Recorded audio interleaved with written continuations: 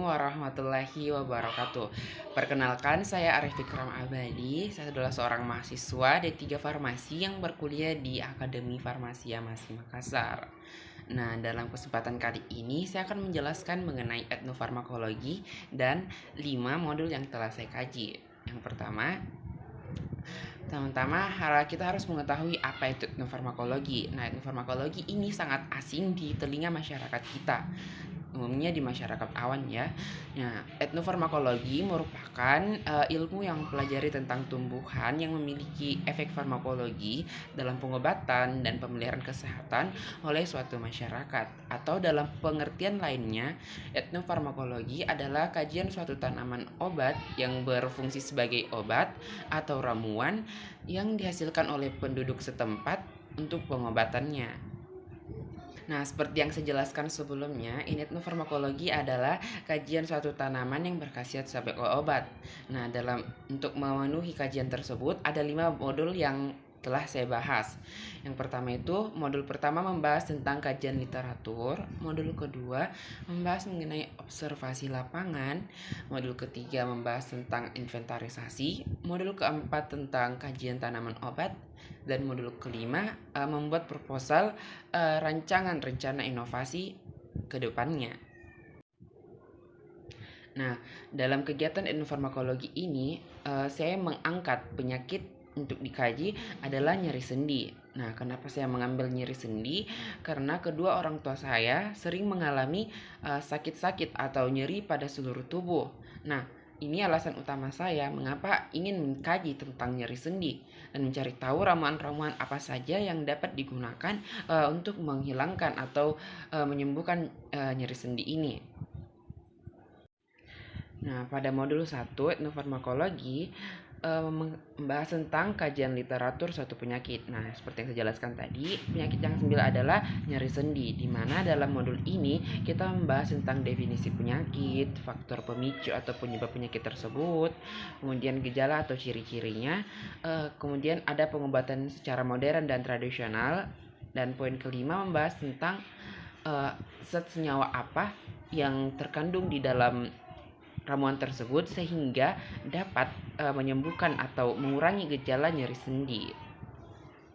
Nah, definisi penyakit nyeri sendi. Nyeri sendi merupakan rasa ketidaknyamanan yang dirasakan di bagian area sendi pada seluruh tubuh, termasuk bahu, pinggul, siku, lutut, jari-jari, rahang, dan leher. Penyebab nyeri sendi dapat terjadi sendiri karena kelelahan atau kondisi dideritanya seperti obesitas, asam urat, diabetes mellitus, atau penyakit lainnya. Nah, faktor pemicu lainnya mengalami cedera serius, sendi tampak cacat, ada masalah pada otot, stres juga menjadi pemicu dari nyeri sendi, kemudian ada infeksi dan sumbatan pada pembuluh darah. Nah, tanda-tanda atau gejala dari penyakit nyeri sendi, yang pertama, area di sekitar sendi bengkak, merah, lembut dan terasa hangat saat disentuh. Kemudian rasa sakit berlanjut selama 3 hari atau lebih. Kemudian mengalami demam tetapi tidak ada tanda-tanda flu lainnya. Gejala lainnya, pembengkakan sendi terjadi secara tiba-tiba, kemudian mengalami nyeri sendi yang parah saat melakukan aktivitas seperti berdiri dari posisi duduk atau menggunakan tangga akan mengalami nyeri dan kekakuan sendi. Yang terakhir, nyeri sendi timbul bila selesai latihan fisik yang berat dan kemudian hilang setelah istirahat. Nah, untuk pengobatan secara modern, pengobatan nyeri sendi dapat dilakukan dengan mengkonsumsi obat steroid, contohnya metilprednisolon, dapat mengkonsumsi obat analgesik seperti acetaminophen, ibuprofen, atau diclofenac. Kemudian dapat juga dilakukan pembedahan, fisioterapi, dan injeksi pada sendi menggunakan steroid dan anestesi untuk mengurangi nyeri pada radang pada sendi. Pengobatan secara tradisional ada 4 ramuan yang saya temukan. Yang pertama, rimpang jahe sekuran 1 jari dibersihkan kemudian direbus dengan 3 gelas air hingga mendidih, kemudian diminum 2 kali sehari. Ramuan kedua, rimpang jahe dan serai secukupnya dibersihkan, kemudian direbus dengan air dan diminum 1 kali sehari. Ramuan ketiga, rimpang jahe dan daun miana direbus dengan 3 gelas air dan diminum 2 kali sehari, pagi dan malam. Kemudian ramuan keempat, rimpang jahe seukuran 1 jari dibersihkan lalu direbus menggunakan air, diminum 1 kali sehari. Nah, senyawa metabolik primer atau sekunder yang dia diperkirakan mampu memiliki efek pencegahan, penanganan, dan pengobatan penyakit pada nyeri sendi. Yang pertama pada rimpang jahe itu, rimpang jahe mengandung alkaloid, flavonoid, fenol, minyak asiri, dan tanin. Sedangkan pada daun miana mengandung minyak asiri, dan pada sereh mengandung flavonoid. Nah, modul kedua, observasi lapangan. Pada observasi ini saya memiliki responden yang bernama Rosna, usianya 59 tahun. Dia tinggal di Kecamatan Lumajang, Kota Makassar. Iya. Nah, mari kita mulai wawancaranya. Jadi, Bu, apakah masyarakat di sini tuh biasa minum obat herbal untuk mengobati penyakitnya? Biasanya minum jamu untuk kepentingan kesehatannya, seperti beras kencur, rebusan jahe, kunyit asam itu. Rata-rata jamu di. Iya. Untuk pertanyaan kedua aku, apakah terdapat resep atau ramuan-ramuan untuk digunakan masyarakat di sini untuk mengobati penyakitnya? Iya, ada. Biasanya masyarakat di sini minum jus mengkudu untuk menurunkan tekanan darah tinggi. Ada juga minum rebusan jahe dan serai. Ada juga bawang merah dikasih minyak baru diolesi ke badan dan kepala untuk menurunkan demam, khususnya anak-anak. Begitu, Dek. Terus pertanyaan selanjutnya, apakah terdapat tabib atau orang pintar di sini yang menjadi solusi sebagai tempat pengobatan di masyarakat ini? Ada, lebih banyak masyarakat sini percaya ke tabib daripada dokter. Iya. Iya, pertanyaan keempatku, apakah itu dalam pengobatannya tabib atau orang pintar itu biasa menggunakan ritual-ritual atau baca-baca dalam pengobatan? Iya. Biasanya tabib itu dia didoakan itu air, terus ditiup di botol. Jadi yang kelimanya, apakah dalam pengobatan sendiri masyarakat menyertai doa-doa atau ritual tertentu yang diklaim dapat menyembuhkan penyakitnya? Tidak, Ji. Cuma orang pintar itu dia suruh minum air dan untuk mandi. Dan selanjutnya, apakah itu masyarakat lebih percaya ke pengobatan tradisional daripada pengobatan dokter? Ada yang percaya, ada yang lebih percaya ke dokter. Yang selanjutnya, apakah masyarakat setempat mengkombinasikan antara obat tradisional atau yang dari orang pintar itu, dan ada juga yang diminum dari dokter? Iya, ada yang dari tabib, ada juga yang dari dokter. Pertanyaan selanjutnya, apakah terdapat pelayanan kefarmasian di sekitar sini? Ada juga puskesmas, ada juga klinik dokter, ada juga apoteknya.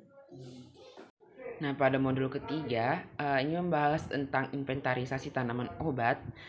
Nah, responden saya adalah seorang ibu rumah tangga yang bernama Rosna, berusia 59 tahun, jenis kelamin perempuan. Alamatnya di Jalan Veteran Selatan. Ya, berapa lama Miki alami ini penyakit nyeri sendi? Terus suka sakit-sakit badan tak berapa lama? Sudah lama. Lama sekali Miki. Bagaimana tuh gejala-gejalanya? Gejalanya badanku sakit semuanya, persendianku, lutut, Sakit bahu tak juga? Sakit bahu, Daerah siku. Apa ada rasa lelah dirasa? ada. Pusing, lemas begitu juga? Pusing, lemas. Apakah ada obat tradisional atau ramuan-ramuan yang diminum untuk obat itu rasa nyeri tak? Oh iya, jahe, serai, bawang putih. Bagaimana cara pengolahannya itu? Jahe dan serai, bawang putih dikupas, terus diiris-iris, serainya digeprek dengan bawang putih, kemudian dididihkan air. Setelah air mendidih, masukkan ramuan tadi, jahe, serai, bawang putih. Airnya 2 gelas, jadi 1 gelas. Itu aturan minumnya diminum tiap hari apa? 2 kali sehari kah? 1 kali? 1 kali 1 hari. Pagi atau siang? Pagi. Iya, untuk lama pengobatannya itu berapa lama sampai bisa hilang nyeri untuk minum ini ramuan? Biasanya saya minum 3 hari berturut-turut sampai 1 minggu. Ya, baru enak biasa Baru dirasa. enak saya rasa. Jadi, ya, terima kasih Bu. Terima kasih. Nah, modul keempat membahas tentang kajian tanaman obat. Zat-zat senyawa aktif apa saja yang terkandung dalam obat-obat tersebut atau tanaman-tanaman tersebut sehingga dapat menimbulkan efek farmakologi. Mari kita simak.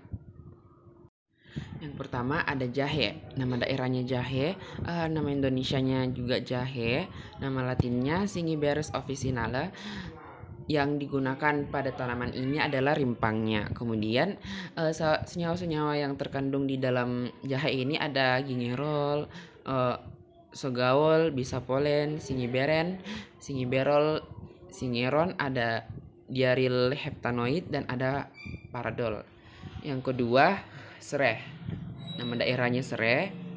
Nama Indonesia serai wangi, nama latinnya Cymbopogon nordus. Kemudian bagian tanaman yang digunakan adalah batang.